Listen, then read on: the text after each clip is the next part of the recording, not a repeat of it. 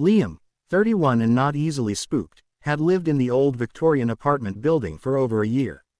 He knew every creak of the floorboards, every draft from the ill-fitting windows, every quirky detail of the building's aged charm.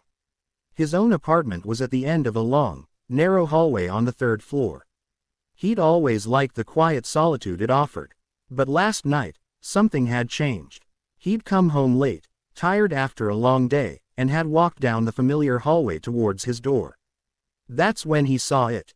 At the very end of the hall, beyond his own door, was another door. It was made of dark, heavy wood, unlike any of the other doors in the building.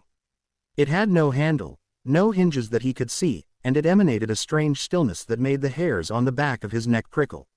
Liam knew, with absolute certainty, that the door had not been there before. He would have noticed. The end of the hallway was just a blank wall, slightly uneven plaster and a faded floral wallpaper. He stood there for a long moment, a knot of unease tightening in his stomach. He cautiously approached it. The air around the door felt cooler, heavier. He reached out a hand, hesitating just inches away from the smooth, dark wood. It felt strangely solid, more real than the wall it seemed to be a part of. He pressed his ear against it, listening for any sound, but there was only silence. He tried to open it, pushing gently at first, then with more force. It didn't budge. There were no visible means of opening it. It was simply there.